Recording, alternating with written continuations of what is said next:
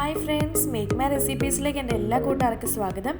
ഇന്നതാ ചപ്പാത്തിയുടെയും പൊറോട്ടയുടെയും ഒക്കെ കൂടെ നല്ല അടിപൊളി കോമ്പിനേഷനായിട്ട് പോകുന്ന ഒരു നോർത്ത് ഇന്ത്യൻ സ്റ്റൈലിലുള്ള നല്ലൊരു കടലക്കറിയുടെ റെസിപ്പിയാണ് ചെയ്യുന്നത്.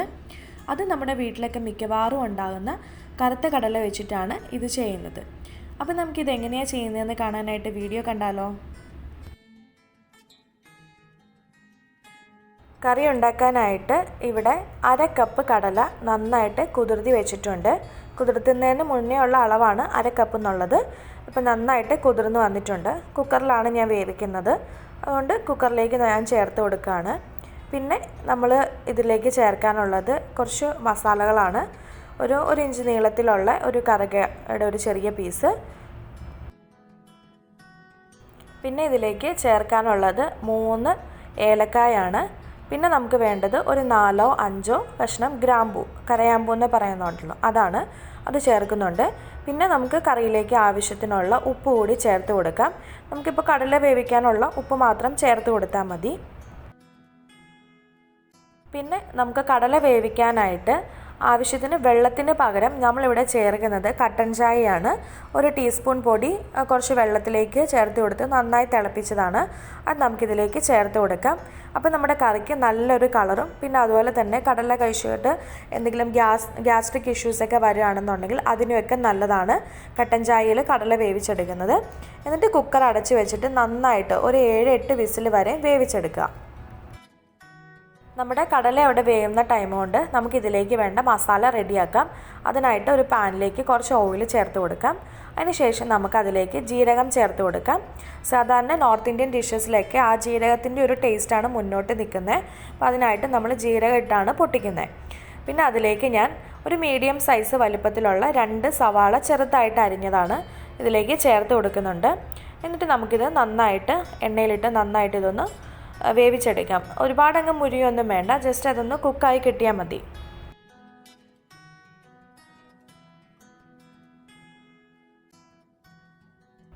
ഇപ്പോൾ സവാള ഒന്ന് ജസ്റ്റ് വഴന്ന് വന്നിട്ടുണ്ട്. ആ ഒരു ടൈമിൽ നമുക്ക് ചെറിയൊരു കഷ്ണം ഇഞ്ചിയും അതുപോലെ 3-4 അള്ളി വെളുത്തുള്ളി ചതച്ചതും കൂടെ നമുക്കിതിലേക്ക് ചേർത്ത് കൊടുക്കാം.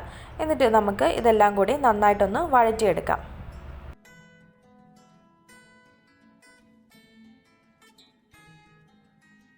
ഇപ്പോൾ സവാള ഇവിടെ വഴന്ന് വന്നിട്ടുണ്ട്. ഇനി നമുക്കിതിലേക്ക് വേണ്ട പൊടികൾ ചേർത്ത് കൊടുക്കാം. അപ്പോൾ ആദ്യം ഞാൻ ചേർക്കുന്നത് മഞ്ഞൾപ്പൊടിയാണ്. 1 ടീസ്പൂണോളം മഞ്ഞൾപ്പൊടി ഞാനിതിലേക്ക് ചേർത്ത് കൊടുത്തിട്ടുണ്ട്. പിന്നെ നമുക്ക് ചേർക്കാനുള്ളത് മല്ലിപ്പൊടിയാണ്. മല്ലിപ്പൊടി ഒരു 2 ടേബിൾ സ്പൂൺ വരെ മല്ലിപ്പൊടി നമുക്കിതിലേക്ക് ചേർത്ത് കൊടുക്കാം. ഇനി നമുക്കിത് ചേർക്കാനുള്ളത് മുളക് പൊടിയാണ്. ഞാനിപ്പോൾ ഇവിടെ 1 ടേബിൾ സ്പൂണോളം മുളക് പൊടി ചേർക്കുന്നുണ്ട്. 1 മുതൽ 2 ടേബിൾ സ്പൂൺ വരെ ചേർത്ത് കൊടുക്കാം. പിന്നെ 1 ടീസ്പൂൺ ഗരം മസാല കൂടി ചേർക്കുന്നുണ്ട്. എന്നിട്ട് നന്നായിട്ട് നമ്മുടെ പൊടിയൊക്കെ ഒന്ന് എണ്ണയിലിട്ട് നന്നായിട്ടൊന്ന് ഫ്രൈ ചെയ്തെടുക്കുക. പിന്നെ നമുക്കിതിലേക്ക് ചേർക്കാനുള്ളത് അത്യാവശ്യം വലിപ്പമുള്ള തക്കാളി ഞാൻ ഇതിലേക്ക് ചേർത്തിട്ടുണ്ട്. ചെറിയ പീസുകളാക്കി കട്ട് ചെയ്തിട്ടാണ് ചേർത്തിരിക്കുന്നത്. എന്നിട്ട് തക്കാളി നമുക്ക് നന്നായിട്ട് കുക്ക് ചെയ്തെടുക്കണം. അല്ലെന്നുണ്ടെങ്കിൽ നമ്മുടെ കറിക്ക് ഒരു പച്ച ചുവ വരാനുള്ള ചാൻസ് ഉണ്ട്. അപ്പോൾ അതുകൊണ്ട് തക്കാളി നന്നായിട്ട് ഇതൊന്ന് കുക്ക് ചെയ്തെടുക്കാം.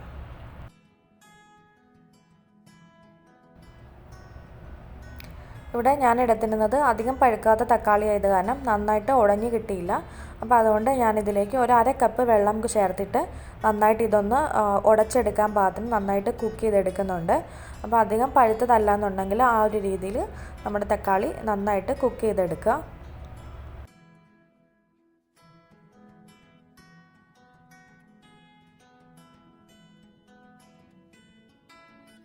ഇപ്പോൾ നന്നായിട്ട് തക്കാളിയൊക്കെ വെന്ത് വന്നിട്ടുണ്ട്. ഇനി നമുക്കിത് തീ ഓഫ് ചെയ്തിട്ട് നമുക്ക് നന്നായിട്ട് ഇതൊന്ന് തണുക്കാനായിട്ട് വെക്കാം. അപ്പോൾ നന്നായിട്ട് തണുത്തതിന് ശേഷം നമുക്കിത് മിക്സിയുടെ ജാറിലിട്ടിട്ട് നന്നായിട്ട് ഇത് അരച്ചെടുക്കാം. അപ്പോൾ അരയ്ക്കുന്ന ടൈമിൽ ഒരുപാടങ്ങ് പേസ്റ്റ് പോലെ ഒന്നും അരച്ചെടുക്കുകയൊന്നും വേണ്ട. എന്നാൽ അത്യാവശ്യം നന്നായിട്ടൊന്ന് അരഞ്ഞു വരുകയും വേണം. ആ ഒരു രീതിയിൽ അരച്ചെടുത്താൽ മതി. ഇപ്പോൾ ഞാനിതിവിടെ അരച്ചെടുത്തിട്ടുണ്ട്. ഇത് നമ്മൾ ആദ്യം സവാളയൊക്കെ വഴറ്റി ആ ഒരു പാനിലേക്ക് തന്നെ നമുക്കിത് ചേർത്ത് കൊടുത്തിട്ട് നമുക്കൊരു 5 മിനിറ്റും കൂടി ഇതൊന്ന് നന്നായിട്ട് കുക്ക് ചെയ്തെടുക്കണം. നമ്മൾ ഇതാണെങ്കിലും ഇതിന് അരപ്പുണ്ടാക്കിയാലും നമ്മൾ അരച്ച് കഴിഞ്ഞിട്ട് നമ്മളൊരു 5-10 മിനിറ്റും കൂടെ ഒന്ന് കുക്ക് ചെയ്തെടുക്കുക. അല്ലെന്നുണ്ടെങ്കിലും നമ്മുടെ കറിക്ക് ഒരു വെള്ളം ചുവ പോലെ ആ ഒരു ഇത് വരും.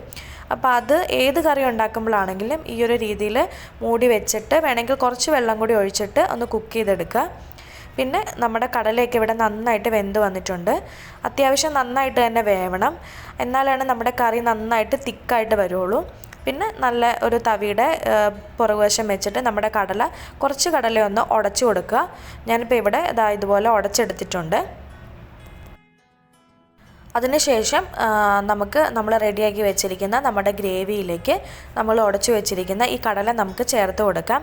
അപ്പോൾ നമ്മൾ സാധാരണ കടലക്കറി ഉണ്ടാക്കുന്നതിനേക്കാളും കൂടുതൽ ടൈം എടുത്തിട്ട് വേണം കടല വേവിക്കാനായിട്ട്.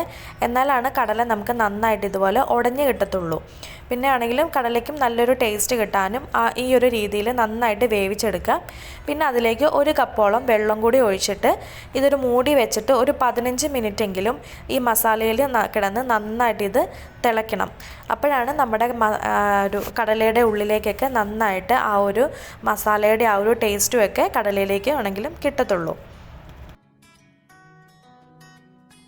ഇപ്പോൾ ഇതാ ഒരു 10 മിനിറ്റ് ആയിട്ടുണ്ട്. 10 മിനിറ്റോളം കടല ഗ്രേവിയിൽ കിടന്ന് നന്നായിട്ട് കുക്ക് ചെയ്തെടുത്തിട്ടുണ്ട്.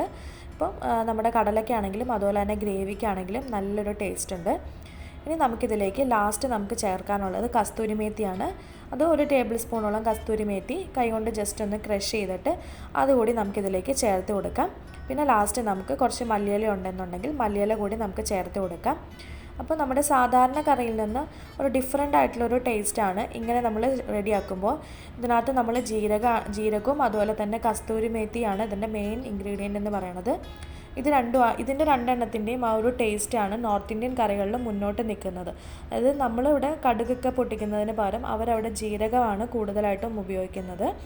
അപ്പോൾ ഇത് രണ്ടും ഉപയോഗിച്ചൊരു ഡിഫറെൻറ്റ് ടേസ്റ്റിൽ നമ്മൾ സാധാരണ നമ്മൾ വീട്ടിലെപ്പോഴും കാണുന്ന കറുത്ത കടല വെച്ച് നമുക്കത് നല്ലൊരു ചന മസാല നമുക്ക് റെഡിയാക്കി എടുക്കാനായിട്ട് പറ്റും. ഇത് ചപ്പാത്തിയുടെ കൂടെയും പൊറോട്ടയുടെ കൂടെയും പൂരിയുടെയൊക്കെ കൂടെ നല്ല കോമ്പിനേഷനാണ്. അപ്പോൾ തീർച്ചയായും നിങ്ങളിതൊന്ന് ട്രൈ ചെയ്ത് നോക്കുക. പിന്നെ ഇത് സെർവ് ചെയ്യുന്ന ടൈമിൽ അതിൻ്റെ നടുക്ക് ആയിട്ട് ഒരു ചെറിയൊരു പീസ് ബട്ടർ കൂടി വെക്കുകയാണെന്നുണ്ടെങ്കിൽ നല്ല ടേസ്റ്റ് ആയിരിക്കും. അതുപോലെ തന്നെ കറി കാണാനായിട്ടും നല്ല ഭംഗിയായിരിക്കും. അപ്പോൾ എല്ലാവരും ഇതൊന്ന് ട്രൈ ചെയ്ത് നോക്കുക. ട്രൈ ചെയ്ത് നോക്കിയിട്ട് നിങ്ങൾക്ക് ഇഷ്ടപ്പെടുകയാണെന്നുണ്ടെങ്കിൽ ഫ്രണ്ട്സിനും ഫാമിലി മെമ്പേഴ്സിനും ഒക്കെ വീഡിയോ ഷെയർ ചെയ്ത് കൊടുക്കാനായിട്ട് മറക്കരുത്.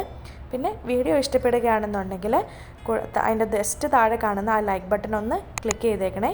പിന്നെ ചാനൽ സബ്സ്ക്രൈബ് ചെയ്യാനായിട്ടും കൂടെ തന്നെ കാണുന്ന ആ ബെല്ലൈക്കൺ ഒന്ന് എനേബിൾ ചെയ്തിടാനായിട്ടും ആരും മറന്നു പോകരുത്. അപ്പോൾ മറ്റൊരു ദിവസം വേറൊരു വീഡിയോ ആയിട്ട് വരുന്നതായിരിക്കും. Thank you.